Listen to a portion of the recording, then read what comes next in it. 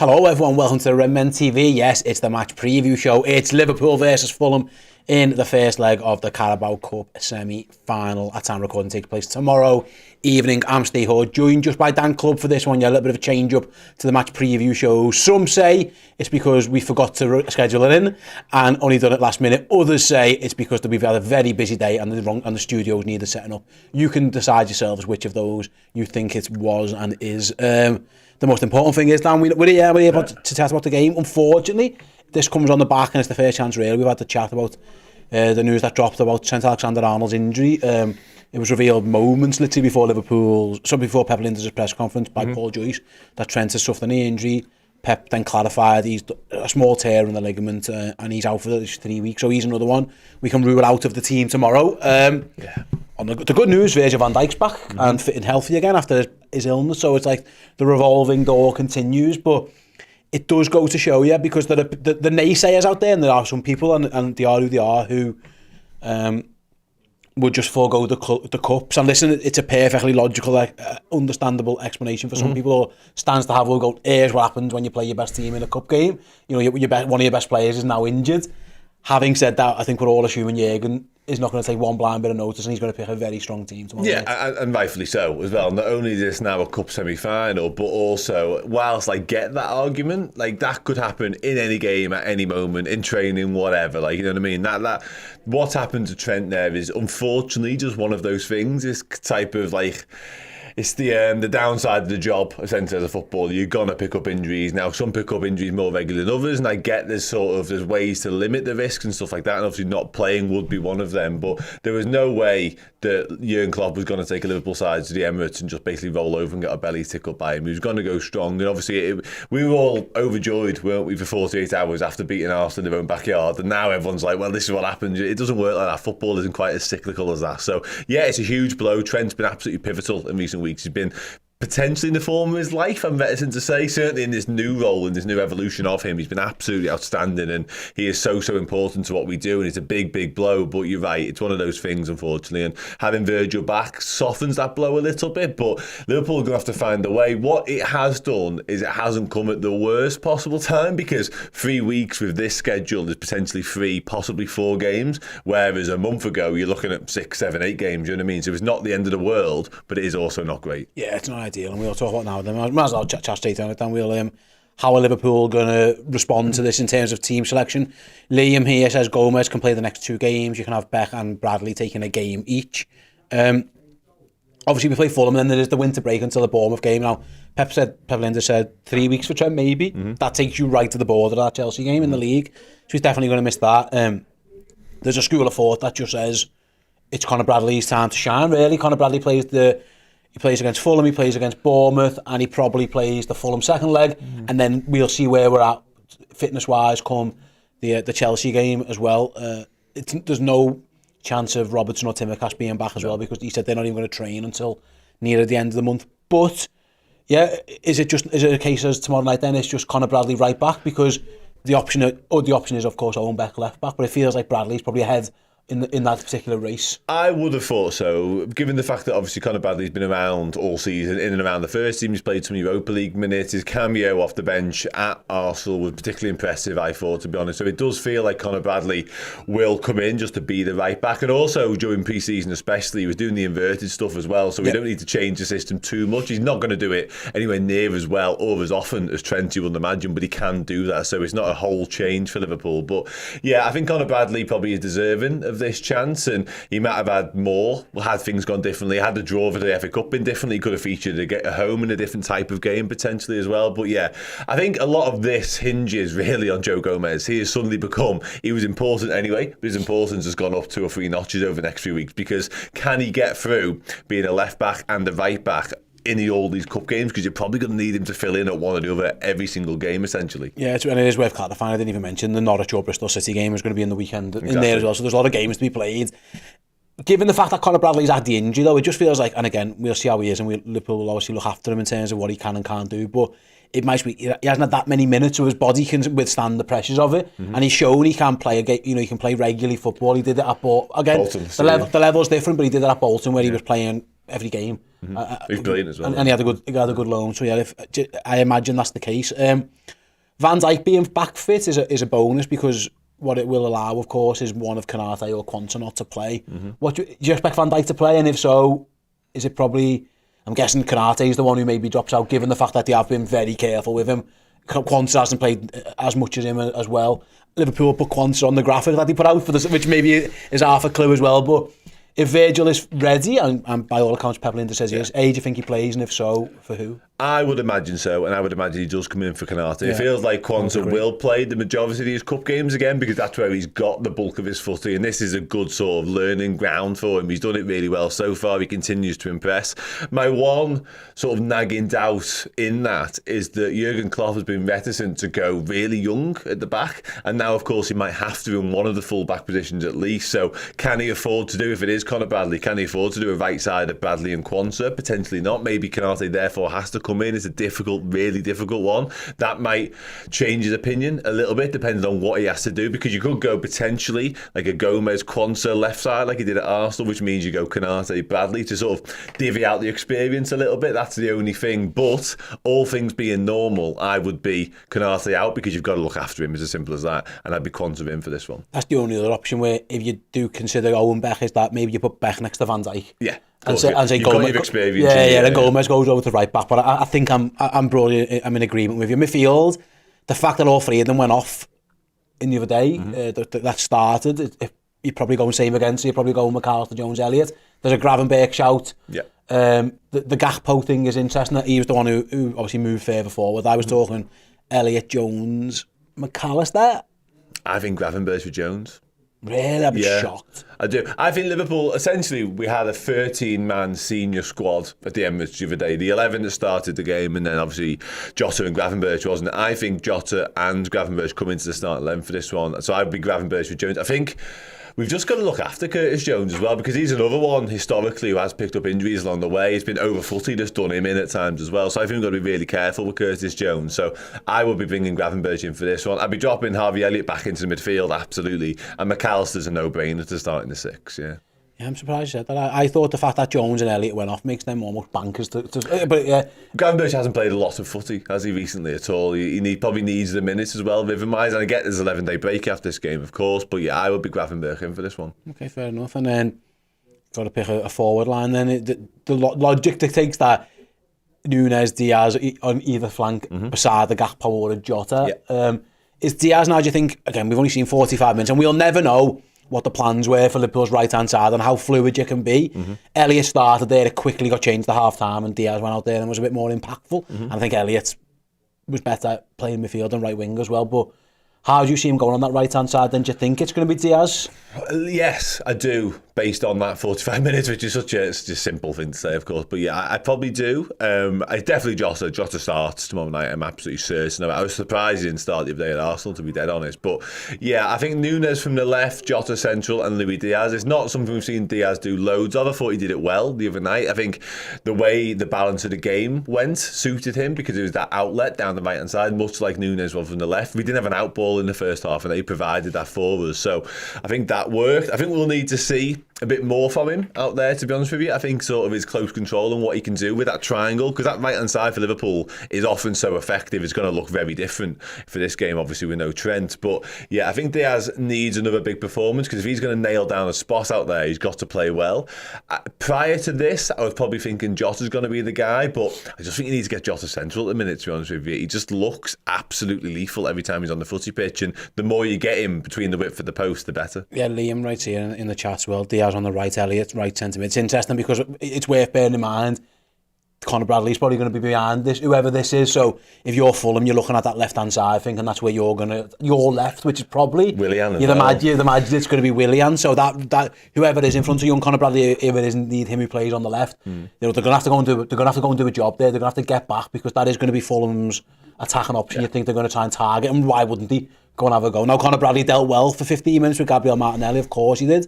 But 90 minutes of Willian is, he only has to beat him once, doesn't he? That's the thing. Yeah. 15 minutes, it's a smaller sample size. Bradley could have the better of them 7 times, but the 8th time Willian's through, and that's the Diaz and Elliott are going to really have to, if it is them, help them out a lot. Absolutely are, yeah. And I don't really question either their work rate, to be honest with you. Even Harvey Elliott, where there was criticism of his defensive ability last season, nobody ever questioned the fact that he was willing to put a shift in and get back and at least try and help. He obviously lacks a little bit in terms of his physicality and stuff like that. Mate, Dom makes a good point here as well. Anthony Robinson, left back, is a very good attacking option for them. Both of them, that's going to be the real problem there for Liverpool. It so often is, because we know how attacking Trent can be. Defensively, he can be suspect at times as well, but it's more the fact he wants to get forward so much, therefore we get caught out. However, in this occasion, they're going to target that area absolutely, which is also another argument, another tick in the box for playing Ibu Konate, because we've seen how well he covered for Trent a little bit at Arsenal. When Martinelli was beating him, he wasn't getting any further because Konate was coming across and sniffing it out. So maybe for Quansah, maybe we just keep Van Dijk out the side and it's Quansah and Konate again, because ultimately we need to get the best people on the pitch to do a job in this game, but we also need to think about the future as well, and it might have to be Quansah and Ibu. Yeah, we'll see how it goes. Interesting look from a Fulham point of view. Then they rest the players a little bit against Rotherham. They were able to make a few changes. Now they've lost. Obviously, Traore's been out for a while. Tim Ream's a doubt at centre back. Calvin Bassey, Ballatore, and Alex Iwobi are all away on AFCON duty as well. But yeah, they did play a bit of a change team up against Rotherham in the Cup and still got through, of course. I think the rest of the likes of Jimenez, Tom Kearney didn't play, etc., etc. The interesting thing about Fulham last time is what they've done recently very well, Dan, is they've had a go basically against they had a go against Man City. And we're in that game until they weren't. They had a go against Liverpool and 4-3 showed that they were right in that game. They had a little go against Arsenal and won. Over 2 legs though, do you see their game plan changing? And that is it a case of damage limitation at Liverpool, or are they coming to I don't know, it's a difficult one, because usually Marco Silva over 90 minutes, what's the point of sitting back? We might lose, we might as well go and give these a bloody nose, and it's been very effective for them. Yeah. What do you see over 2 legs? Could you see that changing, or do you think he just sticks to his guns there with what should be, in theory, a more well-rested squad than Liverpool have got? This might be the chance where he goes, these are knackered, they've just played Sunday while we played. I think they didn't play, they played Friday, so there's a significant gap between games. Do you think he goes, these could be knackered, they've got a couple of injuries, strike while the iron's hot? Marco Silva thinking, let's try and get something here from Anfield. I think previously they might be thinking, let's just stay in the tie, let's not be out of the tie when the second leg comes around, obviously at home then. I think that us not having Trent will have given them a huge boost, to be honest with you, because we've seen how integral he was in that game. Obviously 2 goals later on, he ends up scoring the actual winner, of course. So yeah, I think Marco Silva will have he won't sort of go gung-ho and just sort of caution to the wind, because he's still going to know Liverpool have got threats all over the pitch. He's still not going to want to lose the game in the first 90 odd minutes of it, absolutely. But I do think he will now be looking at the likes of Willie and Anthony Robinson, etc., and saying, we might be able to just get something out of this and really keep it in the balance for the home leg for us. So yeah, I don't expect them. It's interesting how their season's gone, really, because we spoke in the match preview prior to the league game. We were saying, they really struggle for goals, and all of a sudden they went an absolute splurge of scoring 5s and obviously 3 at Anfield.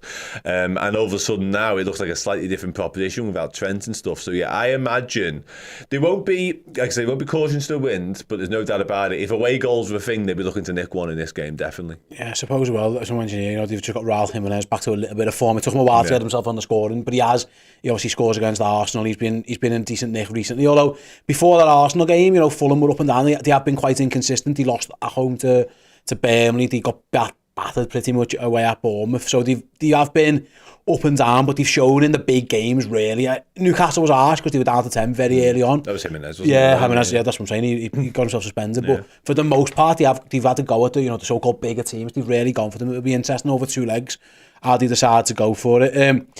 Let's have a little look who's got in the comment section. Yeah, Mr. J Mango says, Silva's a very good coach, especially with limited resources. He's got a Fulham. He's done so much with his hands, almost tied behind his back. He has been. There's been some talk about his, he was meant to be unhappy, and then there was talk of Saudi, wasn't he? But they are right.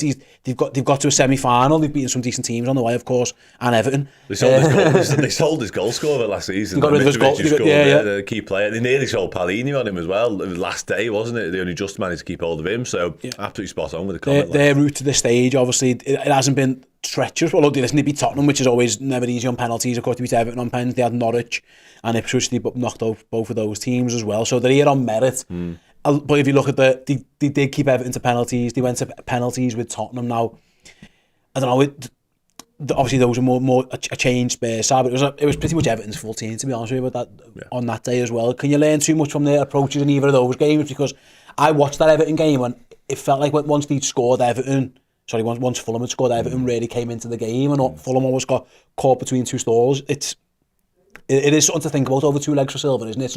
It's not something, and I mean this with the greatest of respect, that Fulham found themselves in too often recently. I remember the great Fulham Europa League runs and stuff, but it's been a long time since Fulham found themselves in two-legged ties like this kind of situation. So it'll be interesting to see what he does. Absolutely, and not just from a playing point of view in terms of the players won't have found themselves in these type of scenarios too often, but managerially as well. Marco Silva won't have to navigate too many two-legged affairs, whereas Jurgen Klopp is a past master in it. Yeah, so I think it's definitely a new environment for him. Now listen, he could absolutely thrive in it. I think if you were sort of coaching him how to do it as an elite manager, you'd say don't lose the tie in the first legs. If you go to Craven Cottage 2-3 goals down, all of a sudden you're chasing your tail, Liverpool scoring a counter, game over essentially. So he will come to Anfield fully aware of that, and he'll come with the approach that let's be a little bit cautious, but well, like I said earlier on, without Trent, possibly with a slightly different back line, who knows what happens at left back, they will absolutely be trying to get themselves into this game 100%. So it's going to be a fascinating watch. I think the fact that Fulham play again on the weekend, obviously while we've got a break, maybe that plays into his team selection or what he does later on in the game, even if he does need to I'd be shocked, mate, because I'll be honest. It's early kick-off Chelsea, isn't it? So I get your point, maybe not.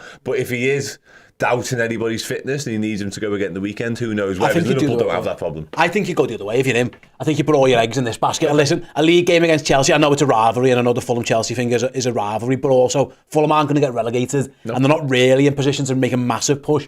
Remember winning the League Cup gets you in the Europa League anyway, and there's half a chance that they will play Chelsea or Middlesbrough, and they'd fancy the chances in the final. So if you're Fulham, you're probably thinking the other way around. You'd go absolutely strong and kind of whatever team picks itself against Chelsea down the line. We didn't talk about it before, but we can combine it in with this conversation now again. If you're Marco Silva, it is going to be Keith Kelleher in goal, so that you're playing. You know, you're going to be playing against a rookie right back, a young backup goalkeeper, and we'll see where we're at in terms of Liverpool's other options. But again, just a little bit more encouragement. If this was Fulham fan TV, they'll be smelling a little bit of blood. You think Liverpool have got massive injury problems. The DM's gone to the Asia Cup. The other one, you know, they've got a winger in AFCON. They've got loads of injuries. They're changing the goalie. Like if you were of a Fulham persuasion, you'd be encouraged that this isn't we're just going to Anfield to make up the numbers. Like they're banging for this, and they're a real credible opposition for the Reds, and one that we really have to take seriously. 100%, yeah, because we were nigh on full strength a few weeks ago, and they gave us a right. It was two late goals, wasn't it? That swung the game around. So yeah, Fulham fans, they'll be bang up for this. Obviously, they're going to come in numbers as well, because you get the whole of the bottom tier, the Annie Road anyway for these type of games, domestic cup. So yeah, Fulham will rightly come thinking they've got absolutely every chance of getting something from this game and definitely keeping it tight for the second leg. So Liverpool will have to be at our very best if we're going to win this, and indeed the tie overall, because as you mentioned, the Kelleher thing. Now the Kelleher one's particularly interesting. I don't think he's shown anywhere near his best form when he's been asked to play games this season, and indeed the back end of last year. He's obviously a high quality goalkeeper who we've sung the praises of in this competition in particular previously. He needs to get back to something like that, because he's going to be entrusted with a semi-final here. I'm not sure anyone doubted whether it might go to Alisson. It's not something Klopp's done. He's tended to give the entire competition to keepers, Kelleher in particular, obviously. So he needs to step up, because he's going to be tested tomorrow night. As I say, I think Fulham will pose a genuine threat. They won't just come and sit back and look to soak up pressure and try and stay in for dear life. I think they will look to hurt us. So Kelleher and the rest will have to be on it. We had a super chat here from Trent Alexander-Arnold, who says, "I'll be back, don't worry." 199. Nice one, Trent. I mean, yeah, all the best. Yeah, thanks, nice one, mate. I mean, £2, Trent, really? That was my first thought, to be honest. I reckon if that was the real Trent, I reckon there might be a couple of... I'd like to hope that there'd be an extra couple of zeros on the end of that super chat. But thanks very much anyway, Mr. or Mrs. who pretend to be Trent Alexander-Arnold. Final one, then obviously we'll start wrapping up, Dan. Given the fact that the FA Cup draw has been kind to Liverpool as well, and we're all thinking ahead of what could happen, like, how much significance is on this game in terms of Liverpool's season? Because, like, again, there's the top of the league, there's bigger fish to fry there potentially as well, but it does feel like Jürgen and the team are sensing that this is an opportunity that he can win multiple medals this season. And again, we're probably going to see tomorrow night that he's thinking that way with the team he picks. But how much significance are you putting on this game tomorrow? Yeah, and Klopp rightfully so, in terms of he'll go into this, like he did the FA Cup game as well, and giving it the utmost respect and look to get through the game. Of course he will, in terms of winning it. The news today has definitely dampened my excitement around it, don't get me wrong, because it's just another kick in the teeth when you're trying to manage and navigate a particularly sort of, not treacherous, but difficult run of games in different cup competitions all the time. You do want to just get through it unscathed, and obviously we haven't managed to do that, so it's a little bit of a blow. Yeah. But it's still big. It's a semi-final. It's a chance to go to Wembley. It's a chance to get the first trophy, in the cabinet tucked away, give some new players medals, show them what it's like to win for the Liverpool Football Club. I think it's all massively important when you look to build a successful football team and squad. So yeah, I still want us to be strong. I still want us to put up a best possible 11. What I would say is it's one of those type of games now all of a sudden whereby you're not going to be at full strength, far from it. So you're looking at certain key individuals within the squad and you want them to step up. It's your Diogo Jotas of this world. So this is the type of game for me whereby Liverpool do look a little bit under the cosh in terms of what they've got available. But Diogo Jota can all of a sudden just emerge and get to. Somebody else might chip in with one from somebody else. And all of a sudden you've got through it. And you've got through it sort of easy. It was similar to the West Ham game the other week, albeit they rotated slightly. We had quite a heavily rotated team, and yet still we were unbelievable. And the big players stepped up, and we just breezed through it. I'm not saying it's going to be quite as simple as that, but something akin to that would be really, really good. Yeah, absolutely. Then put you on the spot a little bit. Then a score prediction. We're going to be here in the studio. It's going to be me, Ste, and Errol for the watch along. So usually Dan gets his prediction on that show, but I know you're going the game, so I'm going to pressure into one a little bit earlier than you usually get me. Given what we know today, Liverpool basically without a team full of players, give or take, unavailable for selection. How do you see tomorrow night going?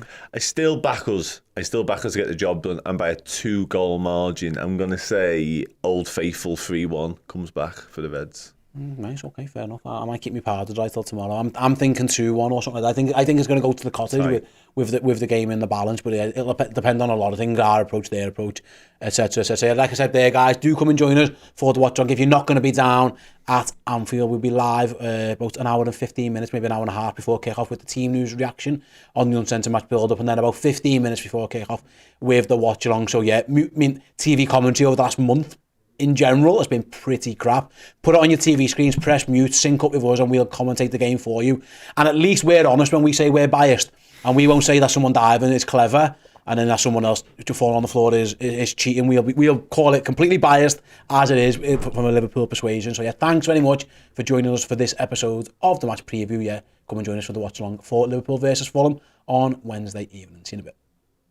Hey, thank you so much for checking out the content today. If you want to get your name in and amongst these wonderful people, then head to redmenplus.com. Join as a Legend tier subscriber. You're going to get free merchandise codes. You're going to get in our Discord, and you're going to get your name at the end of YouTube videos. Yes, redmenplus.com, Legend tier status.